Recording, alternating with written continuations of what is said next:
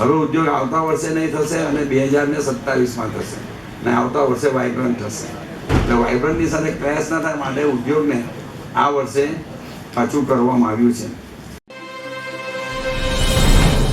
એક્ઝિબિશનો આવતી હોય એટલે પ્રેસ મીટ થતી હોય એના ભાગરૂપે આજે southern Gujarat chamber of commerce and industries અને Gujarat chamber trade and industries development સેન્ટરના સંયુક્ત ઉપક્રમે 21, 22, 23 ફેબ્રુઆરી 2025ના રોજ સવારે 10 થી સાંજે 7 વાગ્યાના સમયગાળા દરમિયાન સરસાણા સ્થિત SIECC Surat international exhibition and convention centre ખાતે ત્રિદિવસીય ઉદ્યોગ 2025 પ્રદર્શનનું આયોજન કરવામાં આવ્યું છે. ચેમ્બર ઓફ કોમર્સ 85 વર્ષ જૂની છે સંસ્થા, એ તો આપ જાણી જ રહ્યા છો, અને સતત 25 વર્ષથી આ ઉદ્યોગ એક્ઝિબિશન કરવામાં આવી રહ્યું છે. એમ કહેવાય તો ચાલે કે ઉદ્યોગથી એક્ઝિબિશનની શૃંખલા આપણે ચાલુ થઈ.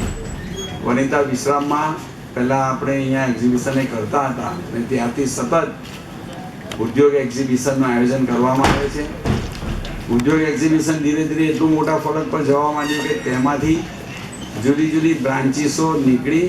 સિટેક્સ નીકળ્યું, સિટમે નીકળ્યું, પછી આ વેલ્યુ એડિશનના બીજા એક્ઝિબિશન્સો નીકળ્યા, અને એમ કરતાં બ્રાન્ચીસો નીકળતી ગઈને ઉદ્યોગ એની જગ્યાએ હજુ અડીખમ ઊભું છે. એટલે એમાંથી અત્યારે માનો કે આ વખતે સોલાર એનર્જી, રિન્યુએબલ એનર્જીનું અહીંયા વધારે પડતું પ્રમોશન છે ને એવું બને કે આવતા વર્ષે એક વર્ષ છોડીને એક દિવસ ઓલ્ટરનેટિવ ઉદ્યોગ થાય છે.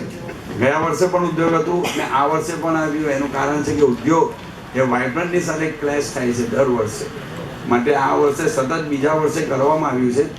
હવે ઉદ્યોગ આવતા વર્ષે નહીં થશે અને 2027માં થશે ને આવતા વર્ષે વાઇબ્રન્ટ થશે.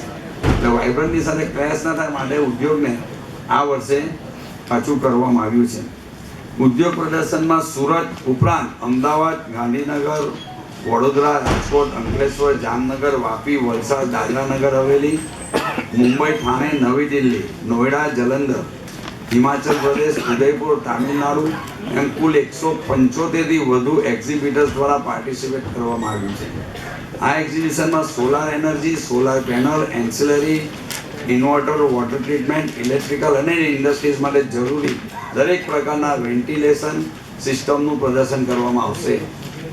આ ઉપરાંત textile ancillary, electronic and instrumentation segment, engineering segment, environment segment, service segment, alternate and renewable energy segment, banking and finance, country, state, government, PSU and corporate pavilion અને ઇન્ડસ્ટ્રીયલ સેફ્ટી એન્ડ સિક્યુરિટીના ઉત્પાદકો દ્વારા product services પ્રદર્શિત કરવામાં આવશે.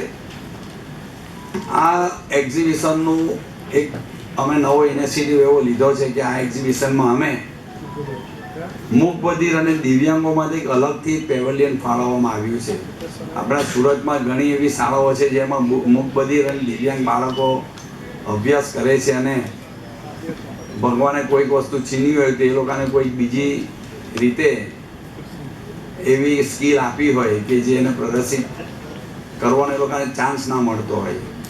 એ લોકો હાથસાળથી કંઈ પગ લૂછણિયા બનાવતા હોય, અગરબત્તી બનાવતા હોય, મીણબત્તી બનાવતા હોય, એ વિવિધ પ્રકારની વસ્તુઓ દિવ્યાંગ બાળકો બનાવે છે.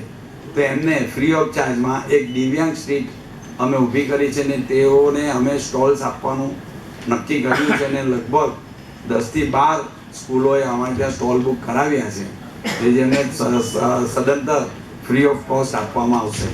આ એક નવો યુનિવર્સિટી ઊભો કર્યો છે, અને એના એ લોકો જોવા આવે, શહેરીજનો જોવા આવે.